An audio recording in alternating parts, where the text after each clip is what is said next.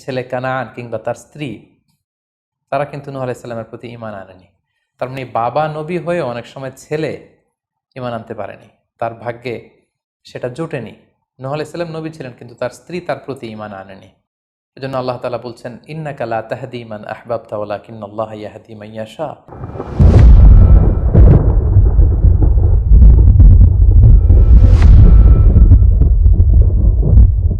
আসসালামু আলাইকুম ওয়া রাহমাতুল্লাহি ওয়া বারাকাতুহু। নাহমাদুহু ওয়া নুসাল্লি আলা রাসূলিহিল কারীম। আম্মা বা'দু ফাআউযু বিল্লাহি মিনাশ শাইতানির রাজীম। বিসমিল্লাহির রহমানির রহিম। নূহ আলাইহিস সালাম আউয়ালু রাসূলিন বুইসা ইলা আহলিল আরদ। সাইয়েদনা আদম আলাইহিস সালাম এবং ইদ্রিস আলাইহিস সালামের পরে আল্লাহ তাআলা নূহ আলাইহিস সালামকে পৃথিবীর সর্বপ্রথম রাসূল করে এই পৃথিবীতে প্রেরণ করেছেন। এবং আল্লাহ তাআলা ওনাকে বলেছেন আবদান শাকুরা, মানে হচ্ছে অ্যান অবিডিয়েন্ট সার্ভেন্ট অফ আল্লাহ। আল্লাহ তাআলার একজন কৃতজ্ঞ বান্দা হিসেবে আল্লাহ তাআলা কালামুল্লাহ মাজিদে নূহ আলাইহিস সালামকে এই উপাধি দিয়েছিলেন। পাশাপাশি তিনি হচ্ছেন উলুল আজমি মিনার রসুল, অর্থাৎ 5 জন নবীকে আল্লাহ তাআলা কুরআনুল কারীমে দৃঢ় প্রত্যয়ী বা দৃঢ়চেতা রাসূল হিসেবে ঘোষণা করেছেন। নূহ আলাইহিস সালাম হচ্ছেন তাদের মধ্য থেকে অন্যতম। সাউদার্ন ইরাকের একটি শহরে, যেটি কুফা শহরের নিকটবর্তী একটি শহর, এমন একটি শহরে আল্লাহ তাআলা নূহ আলাইহিস সালামকে নবী হিসেবে প্রেরণ করেছিলেন। সাইয়েদনা আদম আলাইহিস সালাম থেকে শুরু করে নূহ আলাইহিস সালাম পর্যন্ত টানা 1000 বছর পর্যন্ত পৃথিবীতে শিরকের সূচনা বা উৎপত্তি হয়নি। বেসিকলি নূহ আলাইহিস সালামের জামানাতেই এই পৃথিবীতে সর্বপ্রথম শিরকের সূচনা হয়েছিল। ইবলিস শয়তান সর্বপ্রথম নূহ আলাইহিস সালামের জামানার যে কওমের লোকেরা, তাদের কাছে শিরকের ইন্ট্রোডিউস করেছিল। তাদের সময়ে 5 জন আল্লাহওয়ালা ব্যক্তি ছিল।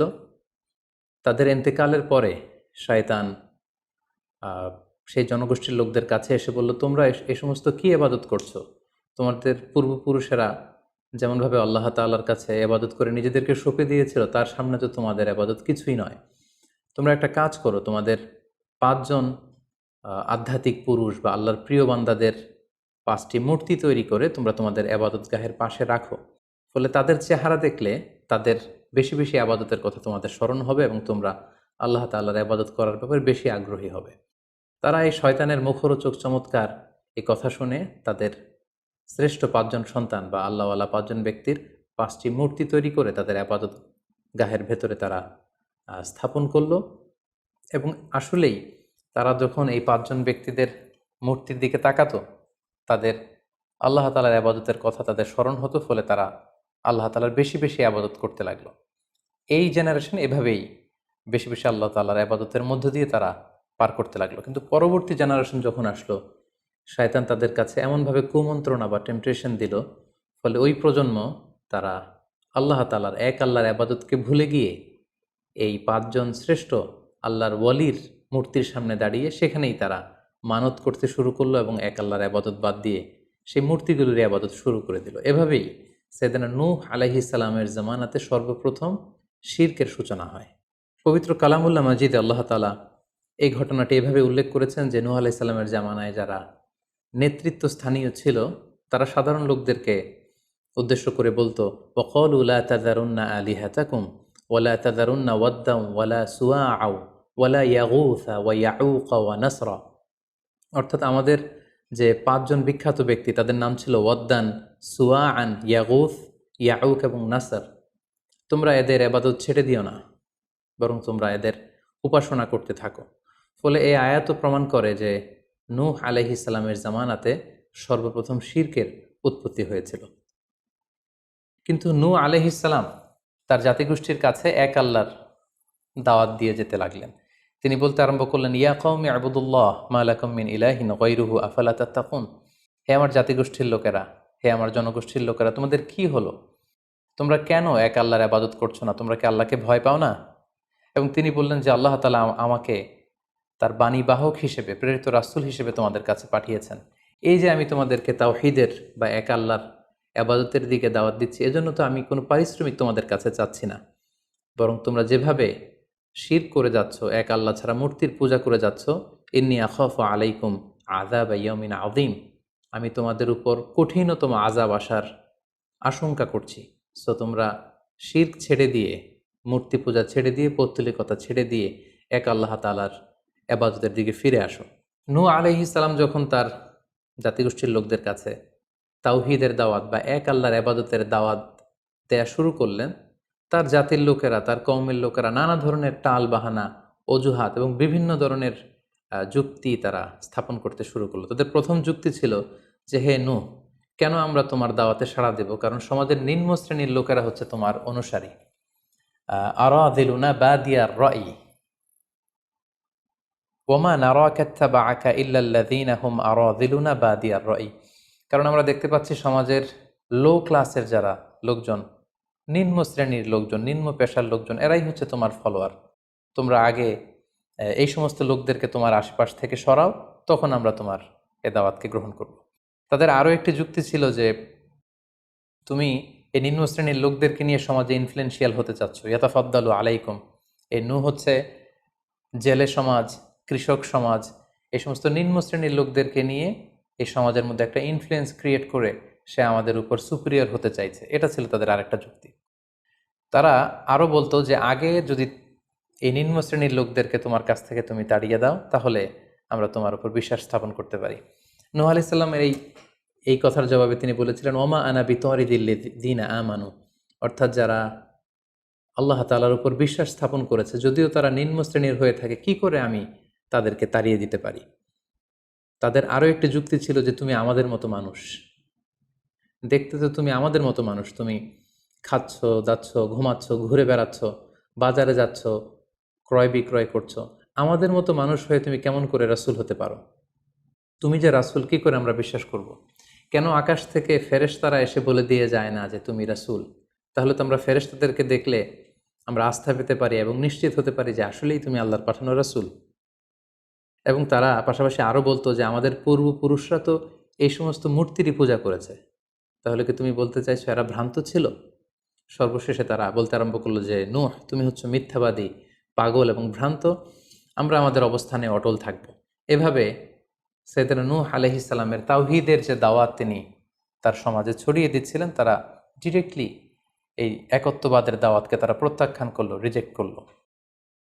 কিন্তু নূহ আলাইহিস সালাম তিনি হাল ছাড়েননি। তিনি টানা 950 বছর তার জাতিগোষ্ঠীর লোকদের কাছে তিনি এক আল্লাহর দাওয়াত দিয়ে যেতে লাগলেন।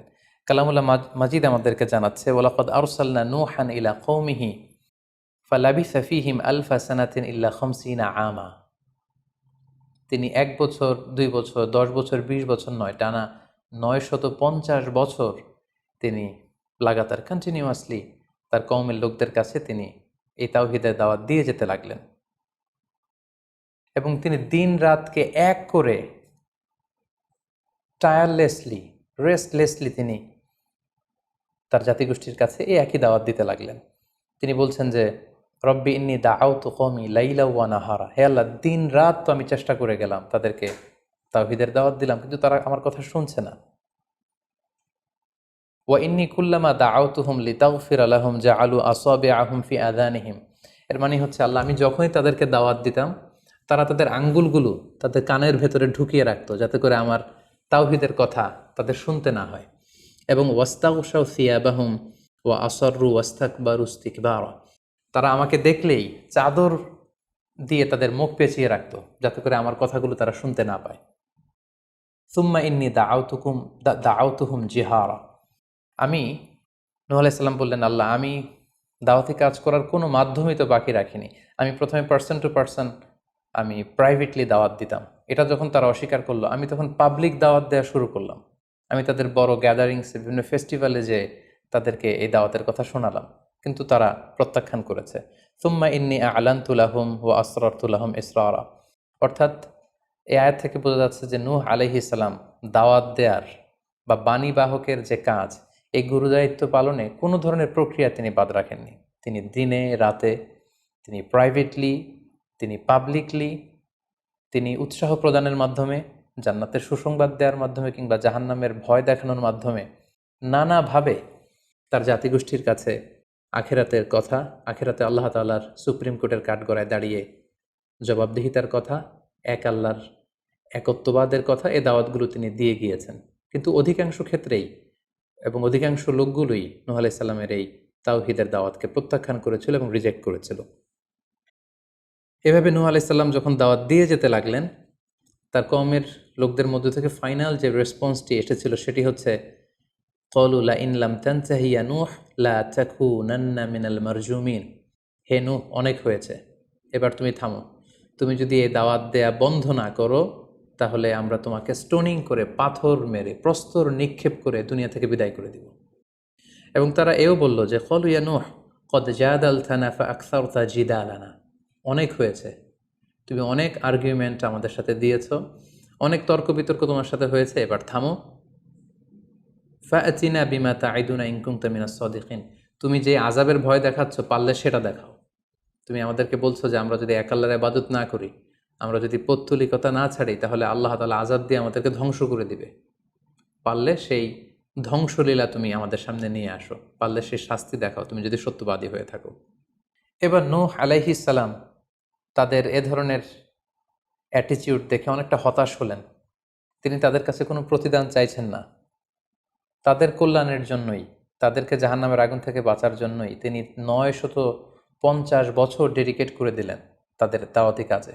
কিন্তু তারা যখন এই দাওয়াতি কাজে সাড়া দিচ্ছে না, অবশেষে হতাশ হয়ে নূহ আলাইহিস সালাম আল্লাহকে দোয়া করলেন, আল্লাহ ফাফতাহ বাইনি ওয়া বাইনাহুম ফাতহান। আমি আর পারছি না, আপনি এবার এসপার ওসপার করে দিন, আপনি একটা ফায়সালা করে দিন।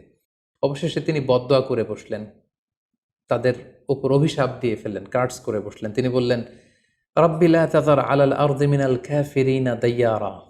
হে আল্লাহ, আপনি এমন আযাব পাঠান, আযাব দিয়ে আপনি কাফিরদের আন্ডা বাচ্চা কাউকে আপনি অবশিষ্ট রাখবেন না। পুরো কাফির সমাজ, মুশরিক সমাজকে আপনি আযাব দিয়ে ধ্বংস করে দেন। যদি আপনি তাদেরকে বাঁচিয়ে রাখেন, তাহলে তারা বিশ্বাসীদেরকেও সংক্রামিত করবে এবং তাদের অনাগত প্রজন্ম তারা পাপাচারী হয়ে এই পৃথিবীতে তারা ফাসাদ সৃষ্টি করবে। নূহ আলাইহিস সালাম যখন এরকম বদদোয়া করলেন, আল্লাহ তাআলা নূহ আলাইহিস সালামের এই অভিশাপ বা বদদোয়াকে কবুল করলেন এবং তিনি নূহ আলাইহিস সালামকে জানিয়ে দিলেন, নূহ, তোমার কথা মতো আমি এবার এটার একটা শেষ দেখে ছাড়বো এবং আমি পৃথিবীতে আযাব পাঠাবো। সে আযাবটি হচ্ছে ভয়ঙ্কর ধরনের বন্যা হয়ে যাবে গোটা পৃথিবীতে, মহাপ্লাবন ঘটবে। সো সেই প্লাবন থেকে বাঁচার জন্য ওয়াসনাইল ফুলকা বিআইউনিনা ওয়া ওয়াহিনা, অর্থাৎ হে নূহ, তুমি আমার গাইডেন্স বা আমার পাঠানো দিক নির্দেশনা অনুযায়ী তুমি বিশাল একটি নৌকা বানাও বা কিস্তি বানাও বা বিশাল একটি জলতরী বা নৌযান বানাও, যাতে করে এই মহাপ্লাবন থেকে বাঁচার জন্য তুমি বিশ্বাসীদেরকে নিয়ে এই নৌযানে, এই কিস্তিতে, জাহাজে বা এই জলতরীতে, এই নৌকাতে তোমরা আশ্রয় নিতে পারো। আল্লাহ তাআলার পক্ষ থেকে এই আদেশ যখন আসলো, সাইয়েদনা নূহ আলাইহিস সালাম বিশ্বাসীদেরকে নিয়ে বিশাল এক জলতরী বা নৌকা বা বিশাল এক জাহাজ তিনি তৈরি করলেন। নূহ আলাইহিস সালামের কওমের মুশরিক লোকেরা যখন এই জাহাজ বা নৌকা বানাতে দেখলো, তারা হাসাহাসি শুরু করে দিল। কোরআন বলছে, ওয়া কুল্লামা মাররা আলাইহি মালাউম মিন কওমিহি সাখিরু মিন। তারা যখনই নৌকা বানানো, এই কিস্তি বানানো, এই বিশাল জলতরী বানাতে দেখলো, তারা ঠাট্টা বিদ্রুপ করলো। তারা বলল, নূহ, এই মরুভূমির মাঝখানে কোথায় তুমি এই নৌকা চড়াবে? তোমরা যেহেতু নৌকা বানাচ্ছ, পারলে একটা সাগরও বানিয়ে নাও, যাতে করে তোমাদের এই নৌকাকে, এই জাহাজকে তোমরা ভাসাতে পারো। সাইয়েদনা নূহ আলাইহিস সালাম এবং বিশ্বাসীরা আল্লাহ তাআলার উপর অটল থেকে আল্লাহ তাআলার দেয়া দিক নির্দেশনা অনুযায়ী তারা বিশাল নৌকা তৈরি করে ফেললেন। এ পর্যায়ে আল্লাহ তাআলা নূহ আলাইহিস সালামকে জানালেন যে, মহাপ্লাবনের জন্য নূহ তুমি অপেক্ষা করতে থাকো এবং এই প্লাবনটা হবে 40 দিন লম্বা, 40 days long, and the entire wall will be drastically flooded. গোটা বিশ্বের এমন কোনো জায়গা থাকবে না, আনাচে কানাচে গোটা বিশ্বটা এই মহাপ্লাবনের আওতায় এসে পৃথিবীর সব প্রাণীগুলো মারা যাবে। সো তুমি কি করে বুঝবে যে আমি কখন এই মহাপ্লাবন পৃথিবীতে দিচ্ছি? সেটার একটা সাইন হচ্ছে, তুমি যখন চুলার ভেতর থেকে ফুরফুর করে, কলকল করে পানি বেরোতে দেখবে, তখনই বুঝবে যে সে টাইমটা চলে এসেছে। তখন তুমি হাত্তা ইদা জা আমরুনা বা ফারাত তান্নুর, চুলার ভেতর থেকে আগুনের পরবর্তীতে, আগুনের বিপরীতে পানি ছুটতে আরম্ভ করবে, তখনই বুঝবে যে সে সময়টা চলে এসেছে, মহাপ্লাবনের সময়টা একেবারে ঘনিয়ে এসেছে।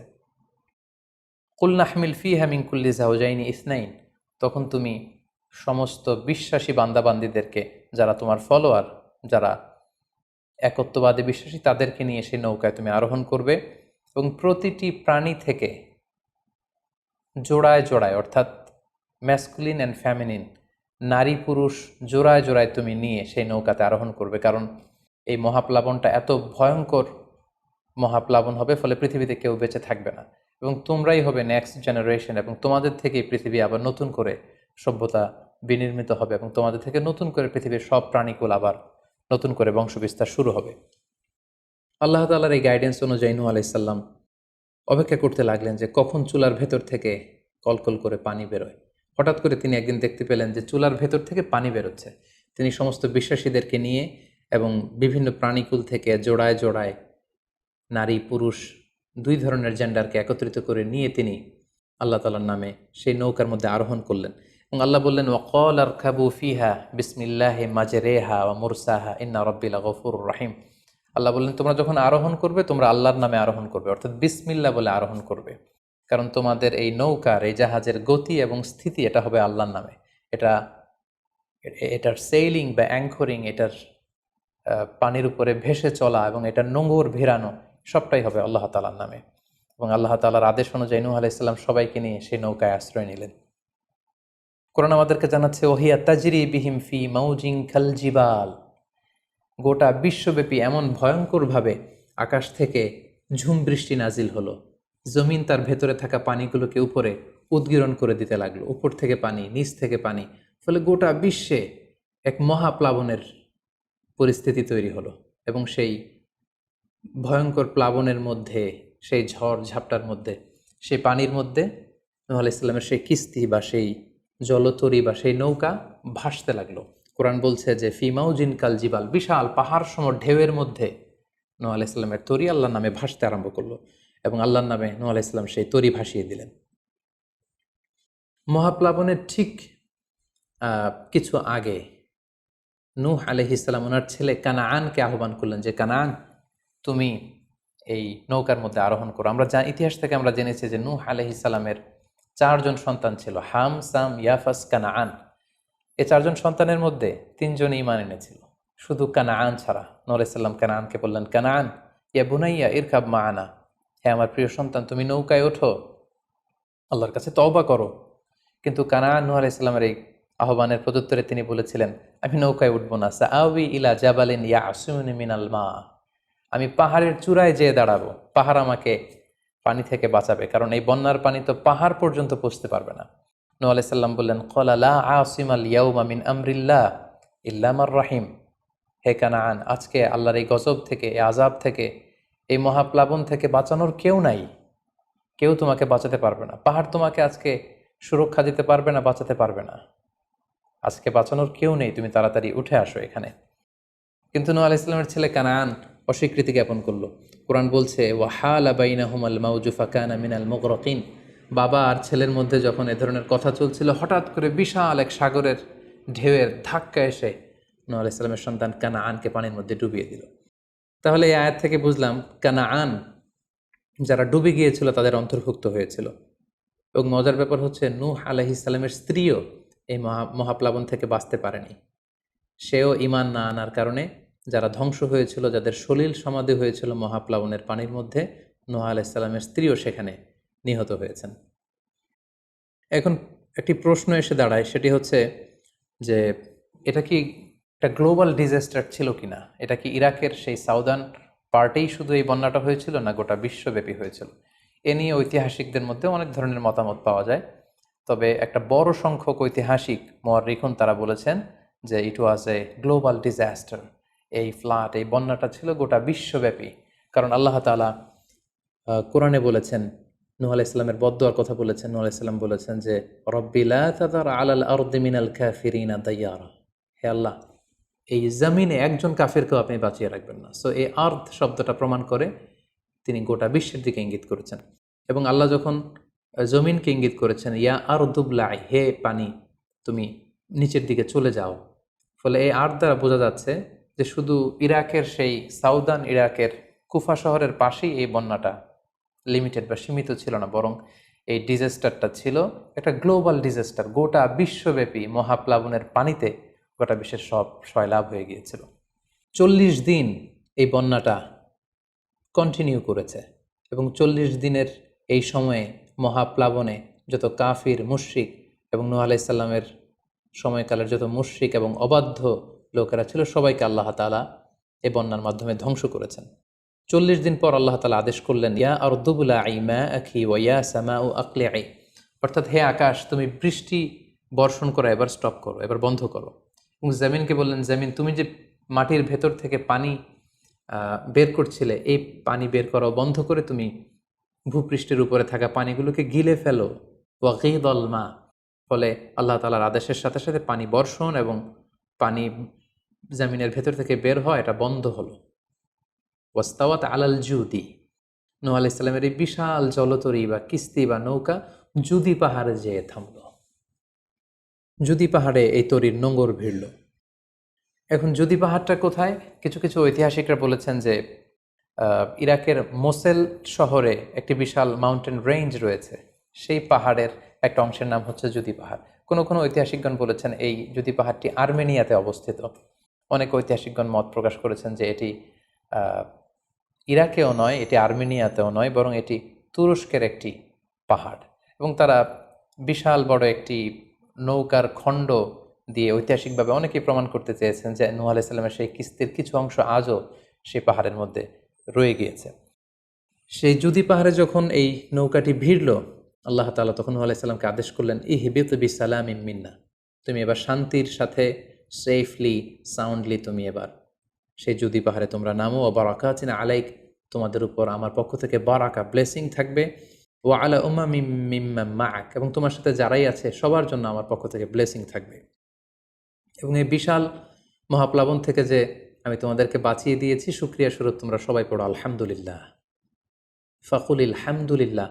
কোরআন বলছে যে তারা সবাই আল্লাহর প্রশংসা করে সেখান থেকে নেমে আসলো এবং নূহ আলাইহিস সালামকে আল্লাহ তাআলা শিখিয়ে দিলেন, নূহ এবার তুমি পড়ো রব্বি আনজিলনি মুনজালান মুবারাকান ওয়া আনতা খায়রুল মুনজিলিন, অর্থাৎ হে আল্লাহ আপনি এমন জায়গায় আমাদেরকে অবতরণ করুন যে জায়গাটা আমাদের জন্য কল্যাণকর, কারণ আপনিই তো উত্তম অবতরণকারী। ফলে নূহ আলাইহিস সালামের সাথে যারা ছিল বিশ্বাসীরা, তারা এবং তার সাথে প্রাণীকুলের মধ্য থেকে যারা ছিল সবাইকে নিয়ে নূহ আলাইহিস সালাম এই জমিনে বন্যা পরবর্তী মহাপ্লাবন পরবর্তী সময়ে তিনি সবাইকে নিয়ে এই জমিনের মধ্যে আবার নেমে আসলেন। ফলে ঠিক ওই সময়টাতে পৃথিবীতে আর কোনো কাফের, কোনো মুশরিক, কোনো পৌত্তলিক ছিল না, বরং তখন এটা ছিল, it was very fresh and pure monotheist generation, একত্ববাদী একটা প্রজন্ম। ফলে এখানে ঠিক ঠিক ওই সময়টাতে পৃথিবীতে আর কোনো কাফির মুশরিক আর ছিল না। আমরা আমাদের আলোচনার শুরুর দিকে বলেছিলাম যে নূহ আলাইহিস সালামের 4 জন ছেলে ছিল, হাম, সাম, ইয়াফাস এবং কানাআন। এবং ঐতিহাসিকভাবে এটা ঐতিহাসিক বিভিন্ন ধর্মগ্রন্থ থেকেও এটা প্রমাণিত যে এই 4 ছেলের মধ্য থেকে একজন ছেলে ছিল কানাআন, যে মহাপ্লাবনে মৃত্যুবরণ করেছে, এবং হাম, সাম এবং ইয়াফেস, তাদের মধ্য থেকেই মূলত গোটা বিশ্বে নতুন করে মানব সভ্যতার আবার সূচনা হয়েছে।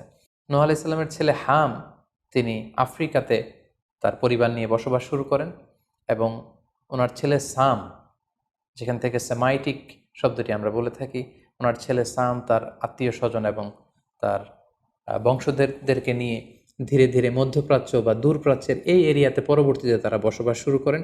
এবং ওনার ছেলে ইয়াফেস বর্তমান যে চীন বা তার আশেপাশের যে এরিয়াগুলো আছে সেখানে বসবাস শুরু করেন, এবং সেখান থেকেই মানব ইতিহাস আবার নতুন করে তার পথ চলা শুরু করলো, এবং গোটা বিশ্বে বাচ্চা রিজালান কাসীরা ওয়া নিসা, অনেক নারী পুরো গোটা বিশ্বে সেখান থেকে আবার ছড়িয়ে পড়তে আরম্ভ করলো। এভাবেই নূহ আলাইহিস সালাম একত্ববাদের দাওয়াত দিয়ে নিরলস প্রচেষ্টা করে ওনার জীবনকে তিনি অতিবাহিত করেছেন। সাইয়েদনা নূহ আলাইহিস সালাম ওনার ইন্তেকালের পরে ওনাকে কোথায় কবর দেওয়া হয়েছে এ নিয়ে 2টি মত পাওয়া যায়। প্রথম মত অনুযায়ী ওনাকে মক্কাতে কবরস্থ করা হয়েছে, আরেকটি মত অনুযায়ী লেবাননের কার্ক নামে একটি এরিয়াতে জাবালে দীর, সেই দীর মাউন্টেনের পাশে সাইয়েদনা নূহ আলাইহিস সালামকে কবরস্থ করা হয়েছে। সম্মানিত শুধু এই ছিল নূহ আলাইহিস সালামের সংক্ষিপ্ত, বর্ণাঢ্য এবং সংগ্রামী জীবন কাহিনী। এ পর্যায়ে আমরা নূহ আলাইহিস সালামের এই স্টোরি থেকে, এই জীবনী থেকে কী ধরনের লেসন, লাইফ লেসন বা শিক্ষা আমরা পেতে পারি, যেটা আমরা আমাদের সমাজের সাথে রেলেভেন্ট করতে পারি, আমরা সে বিষয়ে সামান্য কিছু আলোচনা করব। আমরা যারা দাওয়া কাজের সাথে ইনভলভড, তাদের জন্য নূহ আলাইহিস সালামের জীবনীতে আসলে নূহ আলাইহিস সালামের দাওয়া ক্যারিয়ার থেকে নেবার মতো, শেখার মতো অনেক কিছু রয়েছে। তোর মধ্যে থেকে অন্যতম হচ্ছে যে ডাইভার্সিটি অফ দাওয়া অ্যাপ্রোচ। আমরা জানি যে আমরা যারা আল্লাহ তাআলার এই কথাগুলো, কোরআন সুন্নাহর এই মেসেজগুলো পৌঁছে দিচ্ছি, আমরাও কাইন্ডা বাণীবাহকের কাজ কিন্তু আমরা করছি। যেহেতু নবীরা নেই, তাদের অনুসৃত পথকে আমরা ধারণ করে তাদের কথাগুলো আমরা পৌঁছে দিচ্ছি। সো আমাদের এই দাওয়া অ্যাপ্রোচের মধ্যে ডাইভার্সিটি থাকতে হবে। আমরা যেমনি ওরালি দাওয়া কাজ করি, নবীরা ওরালি দাওয়া কাজ করতেন, মৌখিকভাবে মানুষকে দাওয়া দিতেন। এই ওরালি দাওয়ার পাশাপাশি আমরা রিটেন দাওয়ার কাজ করতে পারি, আমরা প্র্যাকটিক্যাল দাওয়া কাজ করতে পারি। অর্থাৎ প্র্যাকটিক্যাল দাওয়াটা হচ্ছে লাইভ দাওয়া। আমার কথা দেখে, আমার আচরণ দেখে, আমার ডিলিংস দেখে মানুষ ইসলামের সৌন্দর্যের প্রতি আকৃষ্ট হবে, এবং এটা খুবই ফলপ্রসূ একটা দাওয়া সিস্টেম। সো আমরা যদি নূহ আলাইহিস সালামের জীবনের দিকে তাকাই, তাহলে দেখব উনি অনেকভাবে এই দাওয়া কাজ করেছেন। উনি প্রথম পার্সন টু পার্সন টার্গেট করে তাকে একা একা বোঝাতেন।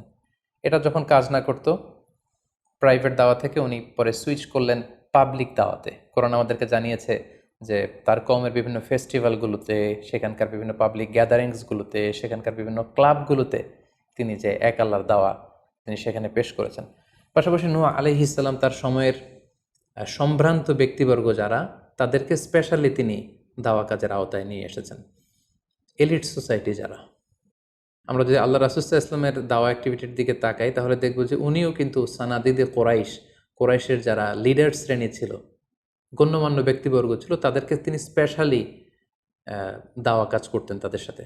কারণ আমরা জানি যে একটা সমাজের লিডার যদি ইসলামের পথে আসে, ফলে তার যে লক্ষ লক্ষ ফলোয়ার থাকবে, তারাও তার দ্বারা ইনফ্লুয়েন্স হয়ে তারাও ইসলামের পথে চলে আসবে।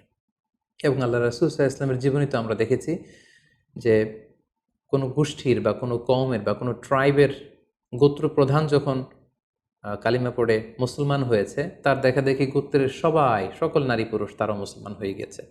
দাওয়া কাজ আঞ্জাম দেওয়ার ক্ষেত্রে যারা এলিট সোসাইটি বা সমাজের গণ্যমান্য ব্যক্তিবর্গ যারা থাকবে, তাদেরকে দাওয়া দেওয়ার ক্ষেত্রে আমাদেরকে স্পেশাল এফোর্ট দিতে হবে। কারণ তাদেরকে যদি আমরা ইসলামের পক্ষে, সত্যের পক্ষে কনভিন্সড করতে পারি, ফলে তারা সমাজের আরও অনেক লোককে ইনফ্লুয়েন্স করে ইসলামের সুশীতল বাণীর ভেতরে নিয়ে আসতে পারবে। তো এর মানে এই নয় যারা নিম্ন শ্রেণীর বা যারা সমাজের মধ্যবিত্ত বা নিম্ন মধ্যবিত্ত যে ফ্যামিলিগুলো রয়েছে বা যে সমস্ত লোকজন রয়েছে, তাদেরকে আমরা গুরুত্ব দিব না, ব্যাপারটি এমন নয়। বরং নূহ আলাইহিস সালামের ঘটনা থেকে আমরা বুঝতে পারছি যে একটা হচ্ছে মাস পিপুলদের জন্য দাওয়া, আর একটি হচ্ছে যারা সমাজের উচ্চ শ্রেণী, তাদের জন্য স্পেশালি কিছু টাইম স্পেন্ড করা, তাদেরকে আলাদাভাবে দাওয়া দেওয়া, এবং অথবা তাদের উপযোগী করে দাওয়া অ্যাক্টিভিটি তাদের কাছে যদি আমরা প্রেজেন্টেশন করতে পারি, তাহলে নিঃসন্দেহে তারাও ইসলামের সৌন্দর্যের দ্বারা আকৃষ্ট হবে। নূহ আলাইহিস সালামের এই জীবন কাহিনী থেকে আমরা আরও একটি বিষয় শিখতে পারি, সেটি হচ্ছে দাওয়া কাজে কখনো হতাশ হওয়া যাবে না, নিরাশ হওয়া যাবে না, এবং হাল ছাড়া যাবে না, বরং ভরসা রাখতে হবে আল্লাহর উপর। কারণ আমরা কয় বছর দাওয়া কাজ করে যাচ্ছি, আমরা কতটুকু এফোর্ট দিয়েছি, আমরা কতটুকু টাইম স্পেন্ড করেছি, আমরা কতটুকু স্যাক্রিফাইস করেছি। আমরা যদি নূহ আলাইহিস সালামের জীবনের দিকে তাকাই, তাহলে দেখব যে তিনি টানা 950 বছর টানা লাগাতার তিনি তার জাতিগোষ্ঠীর কাছে দাওয়াতি কাজ করেছেন, কিন্তু তিনি নিরাশ হননি, হতাশ হননি, হাল ছেড়ে দেননি, তিনি ভরসা রেখেছিলেন আল্লাহ তাআলার উপর। সো আমরা যারা দাওয়া কাজ করছি, আমরা ইনস্ট্যান্ট ফলাফলের জন্য যেন বসে না থাকি, আমরা আমাদের দায়িত্বটুকু পালন করব। নূহ আলাইহিস সালামের এই স্টোরি থেকে আমরা আরও একটি বিষয় শিখতে পারি, সেটা হচ্ছে আমাদের কাজ হচ্ছে ইফোর্ট দেয়া, বাট এটার কমপ্লিশন, এটার রেজাল্ট আসবে আল্লাহ তাআলার পক্ষ থেকে। আরবিতে বলা হয় যে আস-সা'য়ু মিন্না ওয়াল ইতমামু মিনাল্লাহ, প্রচেষ্টা করার মালিক আমরা, সফলতা দেওয়ার মালিক হচ্ছেন আল্লাহ। আমি অনেক দাওয়াতি কাজ করছি, কিন্তু আমার দাওয়াতি কাজে কেউ সাড়া দিচ্ছে না, কেউ রেসপন্স করছে না, আমার দাওয়াতি কাজে কেউ ইসলামের প্রতি আকৃষ্ট হচ্ছে না, ইট ডাজন্ট মিন দ্যাট আমি একজন ব্যর্থ দায়ী, না, এটা কখনোই না। বরং আমি সিনসিয়ারিটির সাথে আমার সর্বোচ্চ প্রচেষ্টাটুকুন আমি করছি কিনা, সেটাই হচ্ছে দেখার বিষয়। আমার কত ফলোয়ার, আমার ডাকে কত মানুষ সাড়া দিল, এটা দেখার বিষয় না, বরং আমি আমার রোলটা প্লে করতে পারছি কিনা সিনসিয়ারিটির সাথে, এটা হচ্ছে দেখার বিষয়। এর কারণ হচ্ছে আল্লাহর হাবিব সাল্লাল্লাহু আলাইহি ওয়াসাল্লাম বলেছেন, কিয়ামতের দিন অনেক নবী দাঁড়াবে যাদের ফলোয়ার হচ্ছে হাতে গোনা অল্প কয়েকজন, মানে অল্প কয়েকজন ঈমান এনেছিল। পৃথিবীতে অনেক নবী ছিল, তারা কিয়ামতের দিন দাঁড়াবে, তার বিশ্বাসী উম্মতের সংখ্যা হচ্ছে মাত্র 2 জন। পৃথিবীতে এরকম অনেক নবী ছিল, কিয়ামতের দিন তিনি দাঁড়াবেন, তার উপর বিশ্বাস এনেছিল মাত্র একজন, মানে নবীও একজন, তার প্রতি ঈমানও এনেছে মাত্র একজন। এমনও অনেক নবী কিয়ামতের দিন আল্লাহ তাআলার দরবারে দাঁড়াবে যেই নবীর কোনো ফলোয়ার নাই, যেই নবীর কোনো বিশ্বাসী উম্মত নাই, অর্থাৎ নবী শুধু একা, তার সারা জীবনের দাওয়া কাজে কেউ তার ডাকে সাড়া দেয়নি। তার মানে কি তিনি ব্যর্থ? নেভার, কখনো না। তিনি তার দায়িত্বটুকুন পালন করেছেন, এজন্য তিনি আল্লাহ তাআলার দরবারে তিনি সফল। সো কে আপনার ডাকে সাড়া দিবে, কে ইসলামের পথে আসবে, এটা আমাদের দেখার বিষয় না। আমাদের দেখার বিষয় হচ্ছে আমরা আমাদের দায়িত্বটুকুন পালন করেছি কিনা, আমরা কোরআনের, ইসলামের সুন্দর বিউটিফুল মেসেজগুলো আমরা পৌঁছে দিতে পেরেছি কিনা। That should be hour concern, সেটাই হচ্ছে আমাদের দায়িত্ব। সূরা হুদে নূহ আলাইহিস সালামের ফলোয়ার কত ছিল এ ব্যাপারে আমরা জানতে পারি। আল্লাহ তাআলা বলছেন, ওয়ামা আহমানা মাআহু ইল্লা কালিল, মানে নূহ আলাইহিস সালামের জাতিগোষ্ঠীর হাতে গোনা অল্প কিছু লোক ছাড়া তার প্রতি অন্যান্যরা ঈমান আনেনি। এই অল্প কিছু লোক, তাদের সংখ্যা কত? তাফসির ইবনে কাসিরে এসেছে, সাইয়েদনা ইবনে আব্বাস বলেন যে কানু সামানিনা নাফসান মিনহুম নিসাউহুম, নারী পুরুষ মিলিয়ে 80 জন। Could you imagine that? 950 বছরের দাওয়াতি ক্যারিয়ারে ওনার উপর ঈমান এনেছে মাত্র 80 জন। তার মানে প্রতি 100 বছরে অন অ্যান অ্যাভারেজ 10 জন ওনার উপর ঈমান আনেনি। কিন্তু উনি হচ্ছেন উলুল আজমি মিনার রুসুল, এই মহাবিশ্বের 5 জন শ্রেষ্ঠতম নবীদের মধ্য থেকে তিনি হচ্ছেন অন্যতম।